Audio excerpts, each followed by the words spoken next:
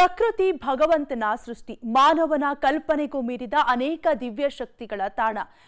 ನಿಮ್ಮೆಲ್ಲರ ನಡುವೆಯೇ ಇರೋ ಇಂತಹ ಅನೇಕ ಸ್ಥಳಗಳ ಅತೀಂದ್ರಿಯ ಶಕ್ತಿಗಳ ಬಗ್ಗೆ ಚಕಿತಕಾರಿ ಸಂಗತಿಗಳನ್ನ ಅನಾವರಣಗೊಳಿಸುವ ವಿಶೇಷ ಕಾರ್ಯಕ್ರಮವೇ ನಮ್ಮೂರ ದೈವ. ಈ ಪವಾಡ ಸದೃಶ ಕಾರ್ಯಕ್ರಮಕ್ಕೆ ಸ್ವಾಗತ.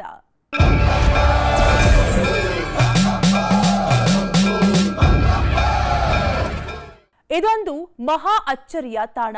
ವ್ಯಕ್ತಿಯೊಬ್ಬರ ಕನಸಿನಲ್ಲಿ ಕಾಣಿಸಿಕೊಂಡ ಸ್ವಾಮಿಯೊಬ್ಬರು ಇಲ್ಲೊಂದು ಮಂದಿರ ನಿರ್ಮಿಸುವಂತೆ ಸೂಚನೆ ನೀಡಿದ್ರಂತೆ. ಅದರಂತೆ ದೇಗುಲ ಸ್ಥಾಪಿಸಿದ ನಂತರ ಇಲ್ಲಿ ನಡೆದಿದ್ದು ಮಹದಚ್ಚರಿಗಳು. ಮಹಾ ಅಘೋರಿಗಳು ಕೂಡ ಈ ಕ್ಷೇತ್ರಕ್ಕೆ ಭೇಟಿ ನೀಡಿ ಇಲ್ಲಿ ನಡೆಯಲಿರುವ ಪವಾಡಗಳ ಬಗ್ಗೆ ತಿಳಿಸಿದ್ರಂತೆ. ಊಹಿಸಲಾಗದಂತಹ ವಿಸ್ಮಯಗಳನ್ನ ಅಡಗಿಸಿಕೊಂಡಿರುವ ಈ ದೇಗುಲ ಈಗ ಮಹದಚ್ಚರಿಗಳ ತಾಣವಾಗಿ ಬದಲಾಗಿದೆ. ಈ ವಿಸ್ಮಯಕಾರಿ ಕ್ಷೇತ್ರವೇ ಇವತ್ತಿನ ನಮ್ಮೂರ ದೈವ.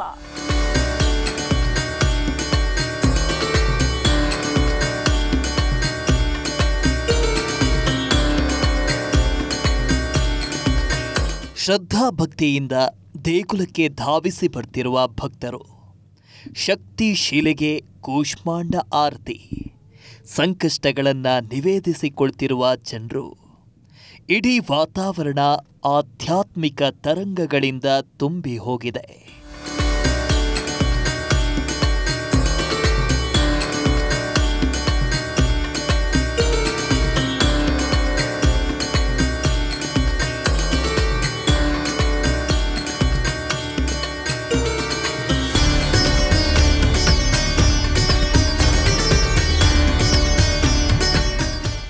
ಎಲ್ಲೆಲ್ಲಿ ಯಾವಾಗ ದೈವ ಶಕ್ತಿಗಳು ತಮ್ಮ ಲೀಲೆ ಶುರು ಮಾಡ್ತವೆ ಅಂತ ಹೇಳುವುದಕ್ಕಾಗೋದಿಲ್ಲ.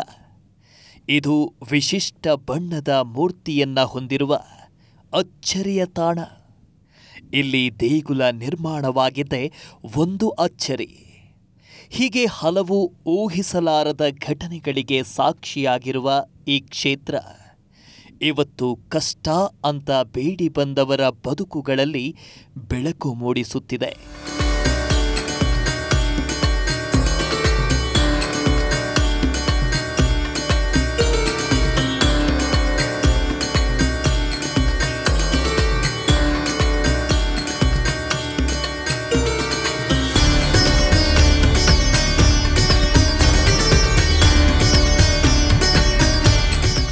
ಇವರ ಹೆಸರು ಕೀರ್ತಿ ಅಂತ, ಬೆಂಗಳೂರಿನ ಜಯನಗರದವರು. ಇವರ ಬದುಕಲ್ಲಿ ಎದುರಾದ ಅನಾರೋಗ್ಯ ಸಮಸ್ಯೆಯಿಂದ ಬದುಕೆ ಮುಗೀತು ಅಂತಾನೆ ಭಾವಿಸಿ ಬಿಟ್ಟಿದ್ರು. ಬ್ರೈನ್ ಇನ್ಫೆಕ್ಷನ್ನು, ಕೈ ಕಾಲಲ್ಲಿ ಫುಲ್ ವೀಕಾಗಿ ಬೆಡ್ ರೆಸ್ಟ್ ಆಗಿದೆ. ಆವಾಗ ಯಾರೋ ಹಿಂಗೇನೆ ಹೇಳಿ ಯೂಟ್ಯೂಬಲ್ಲೋ ಎಲ್ಲೋ ನಮ್ಮ ತಾಯಿಯವ್ರು ನೋಡಿ ಈ ದೇವಸ್ಥಾನಕ್ಕೆ ಬಂದಿದ್ದಕ್ಕೆ ಸುಮಾರು ಒಂದು 3-4 ತಿಂಗಳಲ್ಲಿ ಫುಲ್ ಕ್ಲೇವರ್. ಬ್ರೈನ್ ಇನ್ಫೆಕ್ಷನ್ ಸಮಸ್ಯೆಗೆ ಸಿಲುಕಿ ಇವರ ಕೈ ಕಾಲುಗಳೆಲ್ಲ ಸ್ವಾಧೀನ ಕಳೆದುಕೊಂಡು ಬಿಟ್ಟಿದ್ವು. ಮಾತನಾಡಲು ಕೂಡ ಆಗ್ತಿರಲಿಲ್ಲ. ಆಗ ಇವರು ಸುತ್ತದ ಆಸ್ಪತ್ರೆಗಳಿಲ್ಲ, ತೋರಿಸದ ವೈದ್ಯರಿಲ್ಲ. ಎಲ್ಲೂ ಕೂಡ ಇವರು ಮೊದಲಿನಂತಾಗಲೇ ಇಲ್ಲ. ಆಗ ಇವರ ತಾಯಿಯವರಿಗೆ ಯಾರೋ ಈ ಶಕ್ತಿ ಕ್ಷೇತ್ರದ ಬಗ್ಗೆ ಮಾಹಿತಿ ನೀಡಿದ್ರಂತೆ. ಹೀಗೆ ಆ ಮಾಹಿತಿ ಅರಸಿ ಕೀರ್ತಿಯನ್ನ ಅವರ ತಾಯಿಯವರು ಈ ಪವಾಡ ಸದೃಶ ಕ್ಷೇತ್ರಕ್ಕೆ ಕರೆತಂದ ಮೇಲೆ ಕೀರ್ತಿಯವರ ಬದುಕೇ ಬದಲಾಗಿ ಬಿಟ್ಟಿದೆ. ಈಗ ಮೊದಲಿಗಿಂತ ಲವಲವಿಕೆಯಿಂದ ಇದ್ದೇನೆ ಅಂತಾರೆ ಅವರು. ಫುಲ್ ಎಲ್ಲ ಡೀಟೇಲ್ ಆಗಿ ಇದಾಗಿ ರೆಡಿ ಆಗಿದೆ. ಇವಾಗ ಫಸ್ಟಿನ್ಕಿಂತ ಚೆನ್ನಾಗಿದ್ದೀನಿ. ನಂಬಿಕೆ ಇರಲಿಲ್ಲ ಫಸ್ಟು ಯಾವ ದೇವ್ರ ಮೇಲೂ. ಇವಾಗ ಟೋಟಲ್ ನಂಬಿಕೆ ಇದೆ. ಫಸ್ಟ್ ಆಗಿದ್ದಿದ್ದು ಯಾರಿಗೂ ಕೊಡಬೇಡಪ್ಪ ಶಿಕ್ಷೆ ಅಂತ ಕೇಳ್ತೀನಿ. ಕೇಳಿದ್ರಲ್ವಾ, ಎಲ್ಲೂ ವಾಸಿಯಾಗದ ಅವರ ಮೆದುಳಿನ ಇನ್ಫೆಕ್ಷನ್ ಈ ಕ್ಷೇತ್ರಕ್ಕೆ ಬಂದು ಹೋಗಲು ಶುರು ಮಾಡಿದ ಮೇಲೆ ಸ್ವಲ್ಪವೇ ಗುಣವಾಗಲು ಶುರುವಾಯಿತಂತೆ.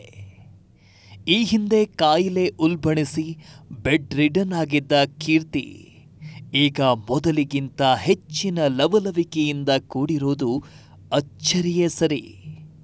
ಇದಕ್ಕೆಲ್ಲ ಕಾರಣ ಈ ಕ್ಷೇತ್ರದ ಆ ಪವಾಡ ಪುರುಷನೇ ಎನ್ನಲಾಗ್ತಿದೆ.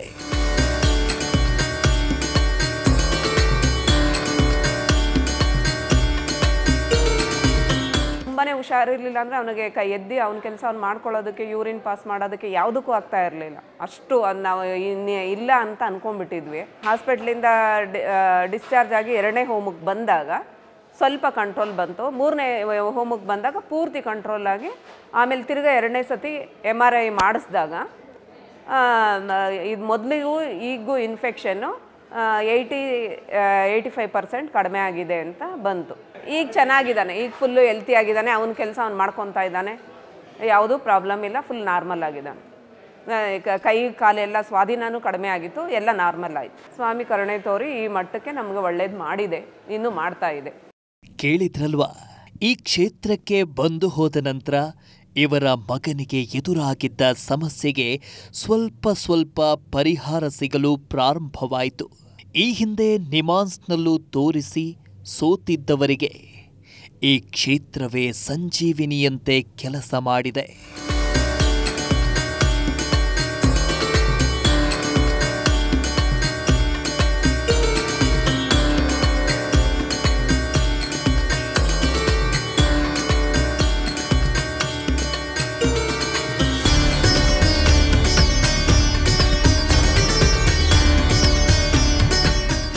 ಇನ್ನು ಇವರ ಹೆಸರು ನಿಜಗುಣ ಅಂತ.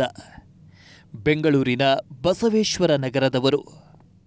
ಇಲ್ಲಿಗೆ ಬಂದು ಈ ಸ್ವಾಮಿಯ ಮುಂದೆ ಒಂದು ಕೆಲಸ ಈಡೇರಿಸುವಂತೆ ಕೇಳಿಕೊಂಡಿದ್ರಂತೆ. ಹೀಗೆ ಭಕ್ತಿಯಿಂದ ಕೇಳಿಕೊಂಡ ಕೆಲವೇ ತಿಂಗಳುಗಳಲ್ಲಿ ಇವರ ಕೆಲಸ ಕೈಗೂಡಿತ್ತು. ಇಲ್ಲಿಗೆ ಬಂದು ಹೋಗಲು ಶುರು ಮಾಡಿದ ಮೇಲೆ ನಿಜಗುಣ ಅವರಿಗೆ ಎದುರಾಗಿದ್ದ ಹಲವು ರೀತಿಯ ಕಷ್ಟಗಳು ದೂರಾಗಿದ್ದುವಂತೆ. ನಾನು ಬೆಂಗಳೂರಿಂದ ಬಸವೇಶ್ವರ ನಗರದಿಂದ ಬಂದಿದ್ದೀನಿ.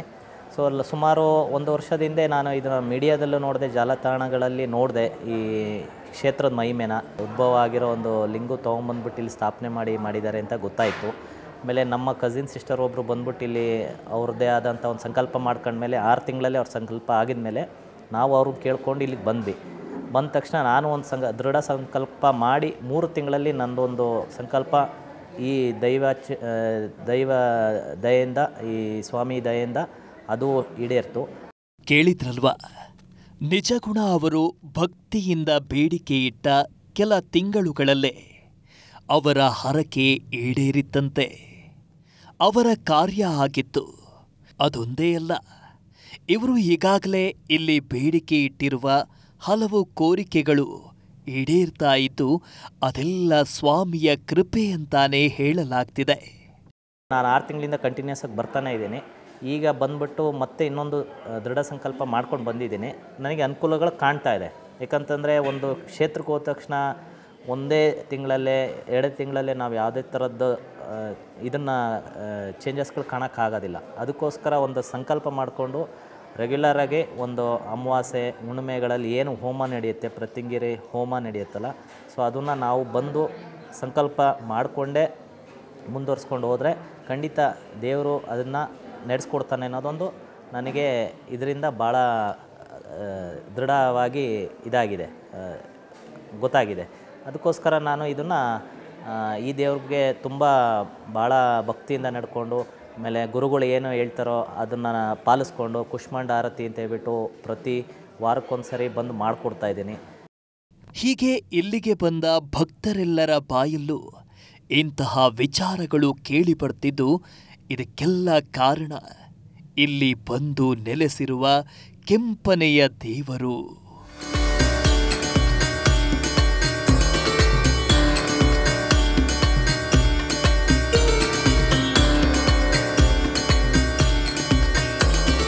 ಒಂದ ಎರಡ ಯಾವುದೇ ಕಷ್ಟ ಹೊತ್ತು ಇಲ್ಲಿಗೆ ಬಂದು ಬೇಡಿಕೊಂಡ ಭಕ್ತರೆಲ್ಲರೂ ಇವತ್ತು ಸಂಕಷ್ಟ ಕಳೆದುಕೊಂಡು ಸಂತೋಷದಿಂದಿದ್ದಾರೆ. ದೇವರನ್ನ ದರ್ಶಿಸುವ ಜೊತೆಗೆ ಇಲ್ಲಿ ಮಾಡುವ ಆ ಶಕ್ತಿಶಾಲಿ ಹೋಮದಲ್ಲೂ ಪಾಲ್ಗೊಳ್ಳಬೇಕಂತೆ. ಆ ಬಗ್ಗೆ ತಿಳಿಯೋಣ ಬನ್ನಿ.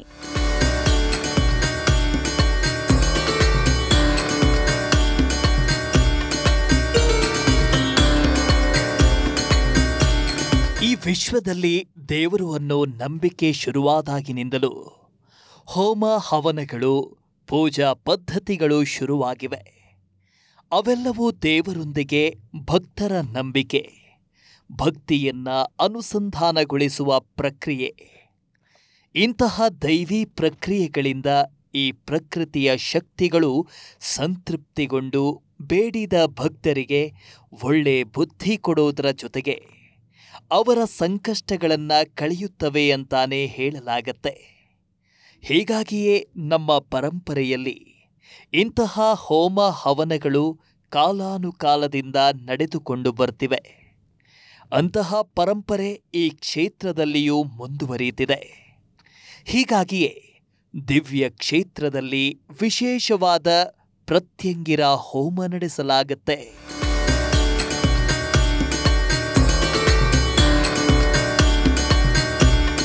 ಯಾರು ಈ ಹೋಮದಲ್ಲಿ ನಿರ್ದಿಷ್ಟ ವಾರಗಳ ಕಾಲ ಪಾಲ್ಗೊಳ್ತಾರೋ ಅವರ ಬದುಕು ಊಹಿಸಲಾರದಂಥ ಬದಲಾವಣೆಗಳಲ್ಲಿ ಕಂಡುಬರ್ತವೆ. ಸ್ಟೂಡೆಂಟ್ಸ್ಗೆ ಏನಾನ ಪ್ರಾಬ್ಲಮ್ ಏನಾನ ಇದ್ದರೆ ದೇವ್ರ ಹತ್ರ ಬಂದು ಸ್ವಲ್ಪ ಪ್ರೇ ಮಾಡಿದ್ರೆ believe in god and everything will be fine. ಇವರ ಹೆಸರು ರವಿ ಸಾಯಿ ಚರಣ್ ಅಂತ, ಹೈದರಾಬಾದ್ನವರು. ಇವರು ಉನ್ನತ ವಿದ್ಯಾಭ್ಯಾಸಕ್ಕಾಗಿ ಜರ್ಮನಿಗೆ ಹೋಗಬೇಕು ಅಂದುಕೊಂಡಿದ್ರು. ಆದರೆ ವೀಸಾ ಸೇರಿದಂತೆ ಹಲವು ಅಡೆತಡೆಗಳು ಉಂಟಾದವು. ಆಗ ಇವರು ಬಂದಿದ್ದು ಇದೇ ಕ್ಷೇತ್ರಕ್ಕೆ. ಇಲ್ಲಿ ಬಂದು ಬೇಡಿದರೆ ವಿದ್ಯಾರ್ಥಿಗಳಿಗೆ ವಿದೇಶಗಳಿಗೆ ವಿದ್ಯಾಭ್ಯಾಸಕ್ಕೆ ಹೋಗಲು ಇರುವ ಅಡೆತಡೆಗಳು ಪರಿಹಾರವಾಗ್ತವೆ ಅಂತಾರೆ ರವಿ ಸಾಯಿ ಚರಣ್. ಇವರ ಬದುಕಲ್ಲೂ ಇಲ್ಲಿಗೆ ಬಂದ ನಂತರ ಇಂತಹ ಅಚ್ಚರಿ ನಡೆದಿದೆಯಂತೆ.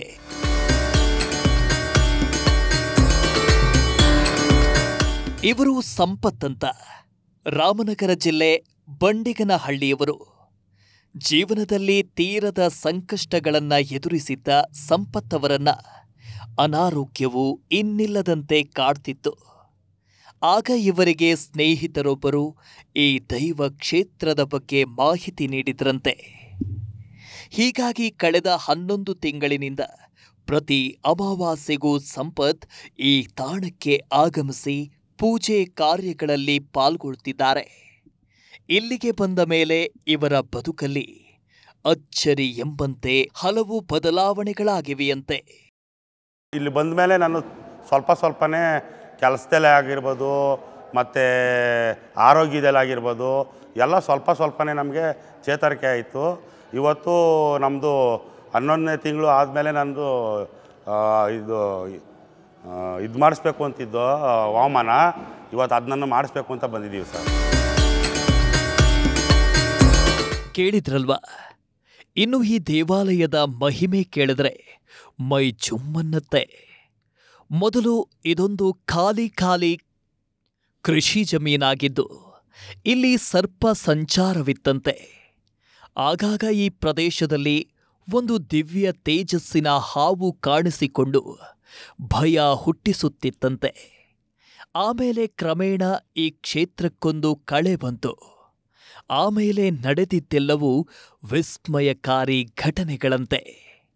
ಇಲ್ಲಿ ಕಾಲಾನಂತರ ಒಂದು ದಿವ್ಯವಾದ ದೇಗುಲ ಎದ್ದು ನಿಂತಿದ್ದು ಬೇಡಿ ಬಂದ ಶ್ರದ್ಧೆಯಿಂದ ಯಾರು ಈ ಕ್ಷೇತ್ರಕ್ಕೆ ನಡೆದುಕೊಳ್ತಾರೋ ಅವರ ಇಷ್ಟಾರ್ಥಗಳೆಲ್ಲವೂ ಈಡೇರುತ್ತವೆಯಂತೆ.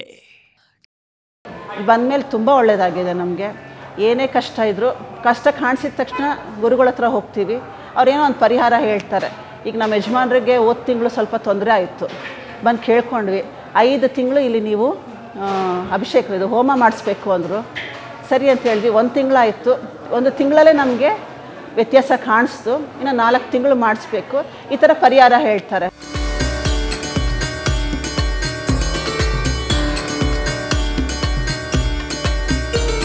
ಕೇಳಿದ್ರಲ್ವಾ? ಇವರ ಪತಿಯವರು ಪ್ರೈವೇಟ್ ಆಗಿ ಬಿಸ್ನೆಸ್ ಮಾಡ್ತಾ ಇದ್ದಾರೆ.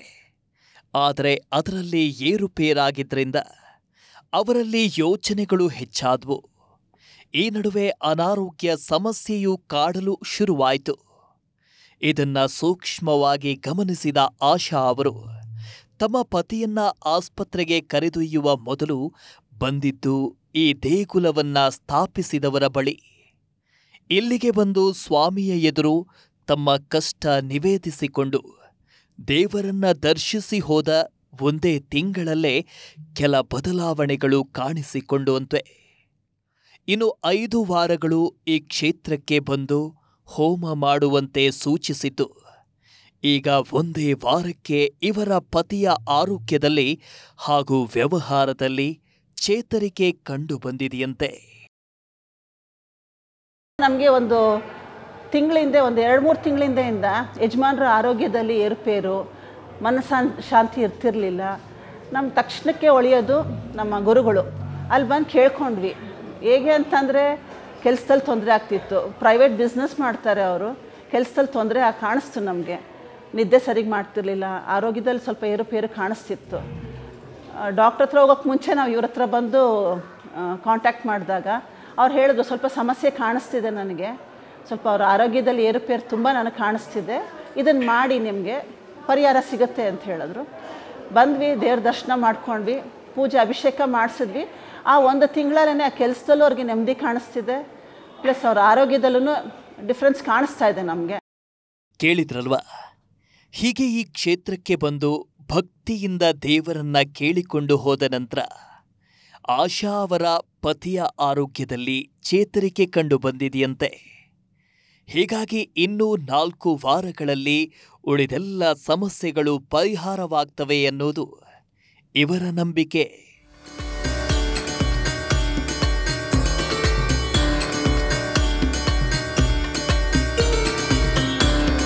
ಇನ್ನು ಇಲ್ಲಿ ದೇವರಿಗೆ ವಿಶೇಷವಾದ ಆರತಿ ಮಾಡುವ ಪದ್ಧತಿ ಇದೆ.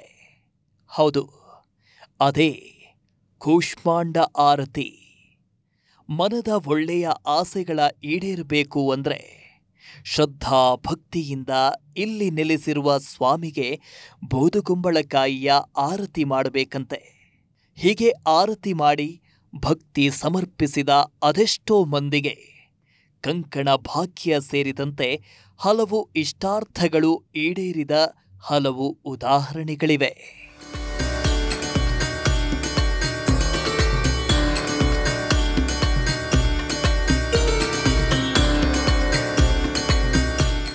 ಇದು ಬೆಂಗಳೂರಿನ ಹೊರವಲಯದಲ್ಲೇ ಇರುವ ಕ್ಷೇತ್ರ. ಮೊದಲು ಖಾಲಿ ಜಮೀನಾಗಿದ್ದ ಈ ಪ್ರದೇಶದಲ್ಲಿ 2 ವರ್ಷಗಳ ಹಿಂದಷ್ಟೇ ಈ ದೇಗುಲ ನಿರ್ಮಾಣವಾಗಿದೆ. ಆದರೆ ಈ ನಿರ್ಮಾಣದ ಹಿಂದೆ ಹಲವು ಅಚ್ಚರಿ ಘಟನೆಗಳು ನಡೆದಿದ್ವು. ಈಗಲೂ ಇಂತಹ ಹಲವು ವಿಸ್ಮಯಗಳಿಗೆ ಈ ಕ್ಷೇತ್ರ ಪ್ರಸಿದ್ಧಿಯಾಗಿದ್ದು, ಜನ ಕರ್ನಾಟಕವಷ್ಟೇ ಅಲ್ಲದೆ ಬೇರೆ ಬೇರೆ ರಾಜ್ಯಗಳಿಂದಲೂ ಧಾವಿಸಿ ಬರ್ತಿದ್ದಾರೆ.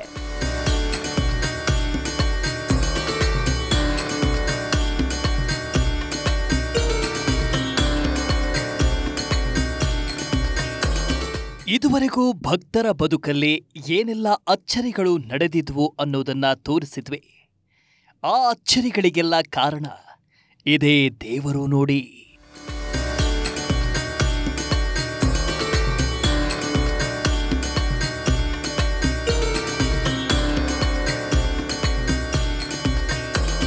ಹೌದು, ನೋಡಿದೊಡನೆಯೇ ಎಲ್ಲರ ಬಾಯಲ್ಲಿ ಬರುವ ಶಬ್ದವೇ ಶಿವ, ಓಂ ನಮಃ ಶಿವಾಯ ಅಂತ.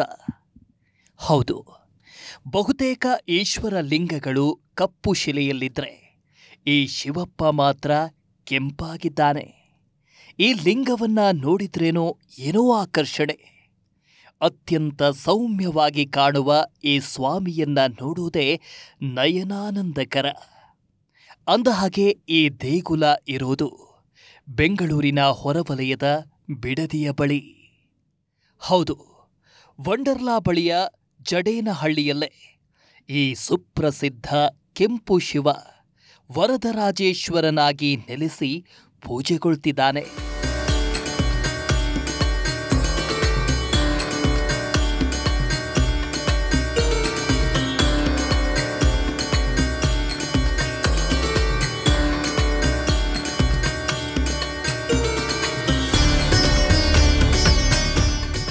ಅಂದಹಾಗೆ ಈ ದೇಗುಲ ನಿರ್ಮಾತೃ ಶ್ರೀ ನಾರಾಯಣ ರೆಡ್ಡಿಯವರು ಒಂದು ದಿನ ರಾತ್ರಿ ಇವರ ಕನಸಿನಲ್ಲಿ ಋಷಿಯಾಗಿ ಕಾಣಿಸಿಕೊಂಡು ದೇವಾಲಯವನ್ನ ಸ್ಥಾಪಿಸಿ ಅದರಲ್ಲಿ ಶಿವಲಿಂಗವನ್ನ ಪ್ರತಿಷ್ಠಾಪನೆ ಮಾಡಬೇಕೆಂದು ಆದೇಶಿಸಿದ್ರಂತೆ. ಮಾರನೇ ದಿನ ನಾರಾಯಣ ರೆಡ್ಡಿಯವರಿಗೆ ನರ್ಮದಾ ತೀರದಲ್ಲಿ ಕೆಂಪು ಶಿವಲಿಂಗ ಸಿಕ್ಕಿರುವುದರ ಬಗ್ಗೆ ಸ್ನೇಹಿತರಿಂದ ಮಾಹಿತಿ ದೊರೆಯುತ್ತೆ. ನಂತರ ಉತ್ತರ ಭಾರತದಿಂದ ಈ ಶಿವಲಿಂಗವನ್ನ ಬಿಡದಿಗೆ ತರಿಸಿಕೊಳ್ತಾರೆ. ಕನಸಿನಲ್ಲಿ ನಡೆದ ಘಟನೆಯನ್ನ ಕುಟುಂಬದ ಸದಸ್ಯರಿಗೆ ತಿಳಿಸಿ ಅದಾದ 1 ವಾರಕ್ಕೆ ನರ್ಮದಾ ತೀರದಲ್ಲಿ ದೊರೆತ ಕೆಂಪು ಶಿವಲಿಂಗವನ್ನ ಬಿಡದಿಯ ಸಮೀಪವಿರುವ ಜಡೇನಹಳ್ಳಿ ಗ್ರಾಮದಲ್ಲಿ ಎಲ್ಲ ವಿಧಿವಿಧಾನಗಳಂತೆ ಕೆಂಪು ಶಿವಲಿಂಗವನ್ನ ಪ್ರತಿಷ್ಠಾಪನೆ ಮಾಡಿ ಈ ದೇವಾಲಯಕ್ಕೆ ಶ್ರೀ ವರದರಾಜೇಶ್ವರ ಶಿವಾಲಯ ಎನ್ನುವ ಹೆಸರನ್ನ ನೀಡಲಾಯಿತು.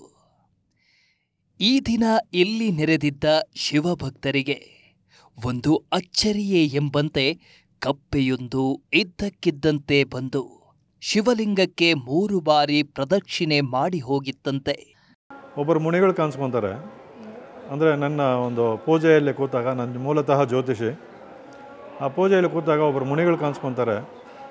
ಈ ಗದ್ದೆಗೆ ಮುಂದೆ ಒಂದು ಶಿವಲಿಂಗವನ್ನು ಪ್ರತಿಷ್ಠಾಪನೆ ಮಾಡು, ನಾವೆಲ್ಲ ಬಂದು ಸೇರ್ಕೊಂಡು ಇಲ್ಲಿ ಜನಕ್ಕೆ ಒಳ್ಳೇದು ಮಾಡ್ತೀವಿ ಅಂತ ಹೇಳ್ತಾರೆ. ಹಾಗೆ ಒಂದು 3 ದಿನಕ್ಕೆ ಉತ್ತರ ಭಾರತದಲ್ಲಿ ನನ್ನ ಒಬ್ಬರು ಸ್ನೇಹಿತರಿದ್ದಾರೆ, ಅವರೊಬ್ಬರು ಕರೆಯನ್ನು ಮಾಡ್ತಾರೆ. ಗುರುಗಳೇ, ನರ್ಮದಾ ನದಿ ತೀರದ ಒಂದು ಕೆಂಪು ಶಿವಲಿಂಗ ಸಿಕ್ಕಿದೆ, ನಾವು ಅದನ್ನು ಏನು ಮಾಡಬೇಕು, ಎಲ್ಲಿ ಪ್ರತಿಷ್ಠಾಪನೆ ಮಾಡಬೇಕು ಅಂತ ಕೇಳ್ತಾರೆ. ನಾನು ಆಯಿತು, ನನಗೆ ಇಲ್ಲೇ ಕಳಿಸ್ಕೊಡಿ, ಹೆಂಗೋ ಮುನಿಗಳು ನಂಗೆ ಹೇಳಿದ್ದಾರೆ ಅಂದ್ಬಿಟ್ಟು ಹೇಳಿ ತರಿಸ್ಕೊಂಡೆ. ಇದಾದ ಬಳಿಕ ಶಿವ ದೇವಾಲಯದ ಬಳಿ ಎಂದೂ ಕೇಳರಿಯದ ಗುಡುಗು ಸಿಡಿಲಿನ ಶಬ್ದ ಕೇಳಿಸುತ್ತೆ. ಇತ್ತೀಚೆಗೆ ಎಂದೂ ಕೇಳದ ರೀತಿಯಲ್ಲಿ ಮಳೆಯು ಧಾರಾಕಾರವಾಗಿ ಸುರಿದಿತ್ತಂತೆ. ಎಲ್ಲರೂ ಸ್ಥಳಕ್ಕೆ ಬಂದು ನೋಡಿದಾಗ ಜನರಿಗೆ ಅಲ್ಲಿ ಮತ್ತೊಂದು ಅಚ್ಚರಿ ಕಾದಿತ್ತು. ಶಿವಲಿಂಗದ ಮುಂಭಾಗದಲ್ಲಿದ್ದ ತೆಂಗಿನ ಮರ ಉರಿದು ಭಸ್ಮವಾಗಿತ್ತು. ಇದಾದ ಬಳಿಕ ಇಲ್ಲಿ ಪ್ರತಿನಿತ್ಯ ಪೂಜೆ ಮಾಡುವ ಪದ್ಧತಿ ಆರಂಭವಾಯಿತು. ಭಕ್ತಾದಿಗಳ ಸಂಖ್ಯೆಯು ದಿನದಿಂದ ದಿನಕ್ಕೆ ಹೆಚ್ಚಾಗಿ ಇಂದಿಗೂ ಸಾವಿರಾರು ಭಕ್ತರು ಇಲ್ಲಿಗೆ ಭೇಟಿ ನೀಡಿ ವಿವಿಧ ಪೂಜೆ, ಹೋಮ, ಹವನಗಳನ್ನು ಮಾಡಿಸುತ್ತಾರೆ. ಇಲ್ಲಿ ಏನೇ ಬೇಡಿಕೊಂಡರೂ ಈಡೇರುವುದು ಎನ್ನುವ ನಂಬಿಕೆ ಭಕ್ತರದ್ದು.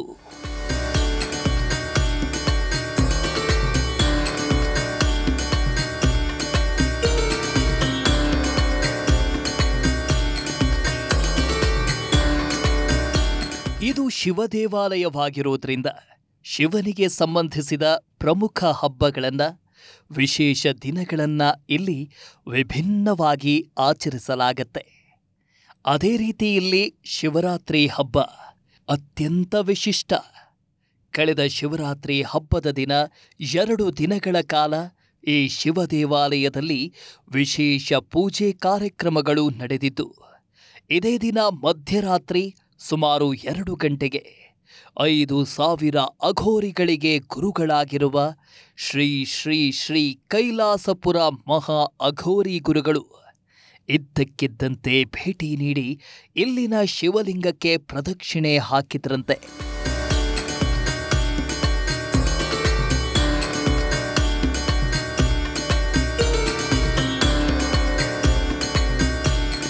ಆ ಅಘೋರಿಗಳು ಮುಂದಿನ ದಿನಗಳಲ್ಲಿ ಈ ಶಿವ ದೇವಾಲಯ 13ನೇ ಜ್ಯೋತಿರ್ಲಿಂಗವಾಗುವುದು ಎಂದು ಹೇಳಿದರು.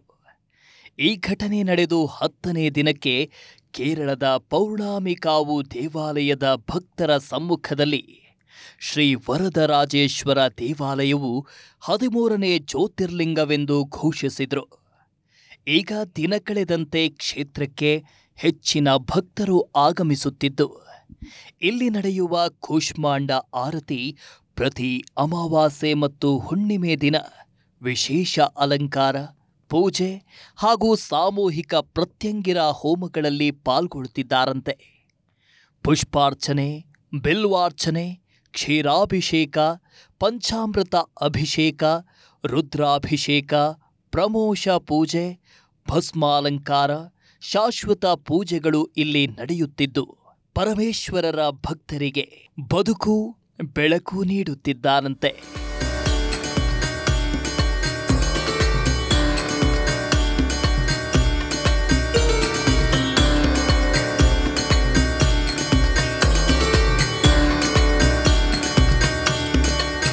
ಇದಾಗಿತ್ತು ಇವತ್ತಿನ ನಮ್ಮೋರ ದೈವ ವಿಶೇಷ ಕಾರ್ಯಕ್ರಮ.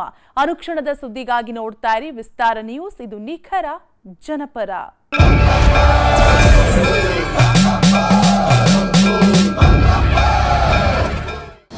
ಅನುಕ್ಷಣದ ಸುದ್ದಿಗಳಿಗಾಗಿ ವಿಸ್ತಾರ ನ್ಯೂಸ್ ಯೂಟ್ಯೂಬ್ ಚಾನೆಲ್ ಸಬ್ಸ್ಕ್ರೈಬ್ ಮಾಡಿ. ಹೊಸ ಸುದ್ದಿಗಳ ನೋಟಿಫಿಕೇಶನ್ಗಾಗಿ ಬೆಲ್ ಐಕಾನ್ ಕ್ಲಿಕ್ ಮಾಡಿ. ಲೇಟೆಸ್ಟ್ ಅಪ್ಡೇಟ್ಸ್ಗಾಗಿ www.vistaranews.com ವೆಬ್ಸೈಟ್ಗೆ ವಿಸಿಟ್ ಮಾಡಿ. ಅಂಗೈಯಲ್ಲೇ ಜಗತ್ತಿನ ಸುದ್ದಿ ತಿಳಿಯಲು ವಿಸ್ತಾರ ನ್ಯೂಸ್ ಕನ್ನಡ ಆಪ್ ಡೌನ್ಲೋಡ್ ಮಾಡಿ.